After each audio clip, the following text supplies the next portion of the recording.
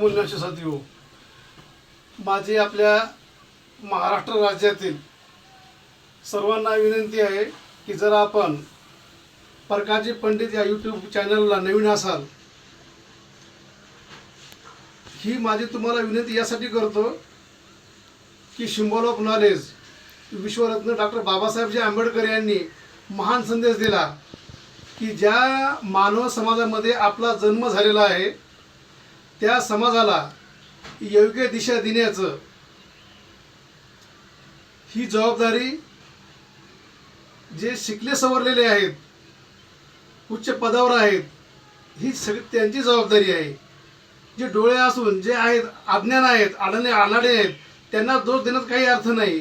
पण सगळ्यात जबाबदारी जे सुशिक्षिततेला म्हणतो आपण की चांगलं आणि वाईट शिक्षण घेतलेल्या माणसाला कळतं. आणि त्यासाठी मी म्हणतो की ही जबाबदारी माझी आहे, आपल्या सगळ्यांची जबाबदारी आहे. जर आपल्याला ह्या व्हिडिओपासून आपण काहीतरी, हा व्हिडिओ टाईमपासचा विषय अजिबात नाही, हा टाईमपास म्हणून बनवलेला नाही आहे, की ही समाजामध्ये जागृती झाली पाहिजे आणि लोक जे चुकीच्या मार्गाने जात आहेत त्यांची फसवणूक होऊ नये, त्यांना त्याची लूट होऊ नये, त्यांचं शोषण होऊ नये, योग्य दिशा त्यांना मिळाली पाहिजे. आणि म्हणून हा व्हिडिओ बनवलेला आहे. आणि त्यासाठी आपण तुम्हाला शेअर इतरांना पाठवा म्हणतो, म्हणजे शेअर करा, लाईक करा, कमेंट करा आणि जागृती करा, हा त्याचा उद्देश आहे. पब्लिसिटीचा विषय अजिबात नाही. पोट तिडकीनं सांगतोय, ही फक्त पटणार नाही कोणाला. जे अंधभक्त आहे त्यांना किती लाथा घाला, काही करा, तुपात घोळा, काही करा. ते म्हणतात ना, डुकराला काही जरी केलं तर तो शेवटी गटारामध्ये जातो, घाणीकडे जातो. तसा हा प्रकार आहे. म्हणून आपला आजचा विषय महत्त्वपूर्ण आहे की भोंदूगिरीमुळे, बुवाबाजीमुळे देशाचा नाश. हे भारतीय संविधानाचे शिल्पकार डॉक्टर बाबासाहेबजी आंबेडकर यांचा महान संदेश आहे. आणि त्यांनी 15 तारीख सुद्धा सांगतो 15 ऑक्टोबर 10वा महिना 1956ला असं म्हटलेलं आहे की भोंदूगिरीमुळे, बुवाबाजीमुळे देशाचा नाश होईल. त्या घटनेला, त्या महान संदेशाला दिलेल्या 69 वर्षे 5 महिने 10 दिवस आजच्या तारखेला, आज 26 मार्च आहे 2026. तर म्हणून 69 वर्षे 5 महिने 10 दिवस होत आहेत. आणि त्या अनुषंगाने व्हिडिओ बनवत आहे. बघा काय की आज आपण दिवसेंदिवस पाहत आहोत की आपल्या देशामध्ये, या जगामध्ये प्रत्येकाला वाटतं की मान, सन्मान, स्वाभिमान मिळाला पाहिजे. पण आपल्या देशामध्ये खरा इतिहास कुणी सांगणार नाही. कारण का की लोकशाहीच्या 4 स्तंभावर विदेशी युरोशियन ब्राह्मणाचा कब्जा आहे. हे वारंवार मी याच्या अगोदरच्या व्हिडिओ सांगितलेलं आहे. पण ही जबाबदारी प्रत्येकाची आहे. सोशल मीडिया ही साधी ताकद समजू नका, हे जागृतीचं माध्यम आहे. कदाचित हे प्रकरण जे काल परवा घडलेलं ना नाशिकमधलं, काय ना प्रकरण आहे ते, भोंदी बाबा अशोक खरात यांचा, त्यांची कोट्यवधीची मालमत्ता, आज एक फाईल ओपन होत आहे. काय सध्या नाही का जगभर सोशल मीडियाच्या माध्यमातून सगळीकडे प्रकरण आहे, गाजत आहे, चर्चा होत आहे. आणि हा आजचा पेपर आहे. हा पेपर का माझ्या घरचा पेपर नाही, लोकसत्ता पेपर. आणि ईएमच्या माध्यमातून जे घोटाळा करून निवडून आलेले आहेत ना मुख्यमंत्री देवेंद्र फडणवीस, ते काय म्हणतात याच्या पेपरला, आजच्या पेपरमध्ये, की सर्व पाळेमुळे सरकार खोदून काढणार आणि कोणालाही सोडणार नाही. बरोबर आहे. आता विचार करा की ज्या संस्थेला, आणि आजच्याच पेपरला, यांच्याच पेपरमध्ये ही बातमी आहे. काय बातमी आहे तुम्हाला माहिती असावं, सगळ्याकडे पेपर नसतो. फडणवीस सरकारकडूनही खराच्या संस्थांना निधी, जे त्यांनी मंदिर निर्माण केलेलं आहे. कुठलं मंदिर निर्माण केलं?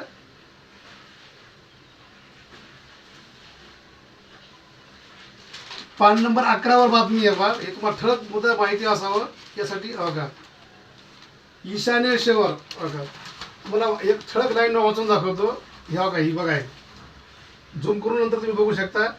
काय नाव आहे वाचून दाखवतो की फडणवीस सरकारच्या कार्यकाळात खरातला 1 कोटीचा निधी, कुठल्या ईशान्येश्वर देवस्थानासाठी तरतूद.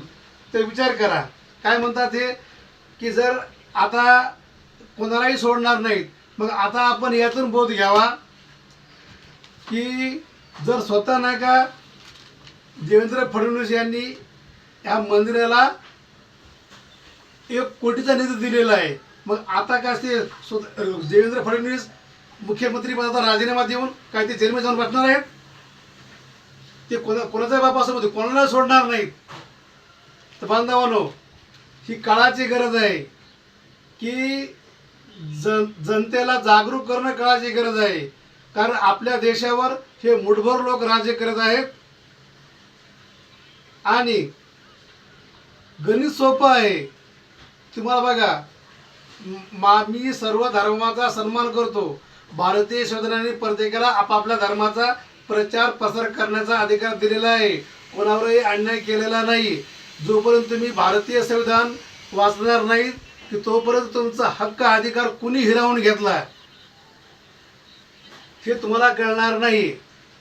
किती शिकलो याला महत्त्व अजिबात नाही. तुम्हाला किती शिक्षणाचं किती चांगलं आणि वाईट कळलंय हे फार महत्त्वाचं आहे. एकही दिवस राष्ट्रसंत गाडगेबाबा शाळेत न गेलेले त्यांनी आपल्याला सांगितलंय की आपल्या देशाचे शत्रू भटजी शेठजी हे आहेत, तरीही आपल्या देशामध्ये आजही लोक या भोंदूगिरीला फसवून सत्यानाश करून घेत आहेत. कदाचित बघा, आजचा पेपर आहे कुठला पेपर, दैनिक लोकमत नावाचा, त्यातला आपला पान नंबर आहे, आपला महाराष्ट्र पान नंबर वाचा तुम्ही. काय म्हणतात की नादाला लागाल तर तुमचं नामोनिशाण नष्ट करणार, असं कोण म्हणतंय? अशोक खराच्या संस्थेच्या कार्यकर्त्यांनी धमकी दिल्या कोणाला? अंधश्रद्धा निर्मूलन समितीला. ही किती वर्षापूर्वीची घटना आहे? ही 2007 पूर्वीची घटना आहे. तर कदाचित त्याच्या वेळेस शासनानं जर दखल घेतली असती तर कदाचित हे प्रकरण आज घडले नसते, एवढी महिलांचं शोषण अत्याचार झाले नसते. तर म्हणून बांधवांनो, हे सगळं जर तुम्हाला रोखायचं असेल बा, मी तुम्हाला वारंवार सांगतो प्रत्येक व्हिडिओमध्ये, रक्ताचा एकही थेंब न सांडता, परत एकदा सांगतोय, रक्ताचा एकही न थेंब सांडता आपण ही लढाई जिंकू शकतो. या आपल्या देशातून बुवा बाबाचा नायनाट करू शकतो. गरज फक्त आपले मतभेद सोडा, एकत्र या, आपली जात आपला धर्म आपापल्या घरामध्ये ठेवा. भारतीय संविधानाने दिलेली पहिली आपली ओळख, आपण प्रथम भारतीय आहोत आणि अंतिम भारतीय आहोत. याचा अर्थ असा नाही की मी तुम्हाला जात सोडा धर्म सोडा म्हणतोय. ते प्रत्येकाने भारतीय संविधानाचा अधिकार दिलेला आहे की आपण आपल्या जाती धर्माचा पंथाचा जे काही हे असतील तर तुम्ही आपल्या घरापर्यंत मर्यादित ठेवा. पण ज्यावेळेस आपल्या समाजाचं हित, आपल्या देशाचं हित आणि संविधान सुरक्षित ठेवायचं असेल तर आपल्याला आपल्या आधुनिक काळातील वर्तमान काळातील जी इलेक्ट्रॉनिक वोटिंग मशीन, शॉर्टकटमध्ये म्हणतात EVM, ही जी आहे ती ही आजची मनुस्मृती आहे. आणि ह्या मनुस्मृतीच्या बळावर आपल्या देशामध्ये सगळा सपोर्ट या राज्यकर्ते जमाचे सरकार आहे का, ज्या पक्षांचं सरकार आहे तर त्यांना खतपाणी आहे, त्यांना त्याचे हे येतं. बघा, मी जास्त सांगण्याची गरज नाही. सोशल मीडियाच्या माध्यमातून आता ही एक मजबुरी आहे. चॅनल ही मनवादी ती चॅनल आहे ती सगळी. हे आपला हा मीडिया नाही आहे, हा पेपर आपला नाही आहे. म्हणून तुम्ही कुठल्या बोलताबाला पडू नका. आपला खरा मीडिया हा सोशल मीडियाच आहे. आणि आज या इलेक्ट्रॉनिक वोटिंग मशीनच्या विरोधामध्ये ओबीसीचे जनगणनेच्या हक्क अधिकारासाठी देशातील तळागाळातील मानवाला जागृत करणारं एकमेव जर आंतरराष्ट्रीय जर संघटन असेल ते बामशेफ, भारत मुक्ती मोर्चा, राष्ट्रीय पिछडा वर्ग, राष्ट्रीय पर्यटन मोर्चा यांच्या ह्या संघटनेमध्ये तुम्ही सहभागी व्हा. आणि ज्यांना माहिती नाही हा त्यांना माहिती द्या. तुम्ही गुगलवर सर्च करा, यूट्यूबला सर्च करा, ही तुम्हाला माहिती मिळेल. हा कुठला मीडिया दाखवणार नाही. आज नको त्या मीडिया ज्याचा तुम्हाला वारंवार बातम्या दाखवतील. पण नागपूर या ठिकाणी RSSच्या मुख्यालयावर भारत मुक्ती मोर्चाने, ओबीसी राष्ट्रीय पिछडा वर्ग मोर्चानी, बहुजन क्रांती मोर्चा या संघटनेची बातमी एकाही पेपरला दाखवली नाही. ना लोकसत्ता, ना टाइम्स ऑफ इंडिया, ना कुठल्या पेपरला नाही. म्हणून बांधवांनो, आपला खरा मीडिया हा सोशल मीडियाचा आहे. आणि जागृती करायची असेल तर ही विचाराचा प्रचार आणि प्रसार करा, तरच समाज जागृत होईल. म्हणून बघा, मी एका हिंदी शेअरमध्ये आपल्याला सांगितलं होतं कि भारत देश का एक ही बाबा जी सारी दुनिया में नेक है. वो कौन सा बाबा? विश्वरत्न symbol of knowledge doctor Baba Saheb जी आम्बेडकर. एक ही बाबा नेक है. कितने आए और कितने गए, लुटारू बाबा बाकी सब फेक है. और दुनिया में सबसे बड़ा विदेशी ब्राह्मण ने अपने संविधान का, देश का किया है मजाक.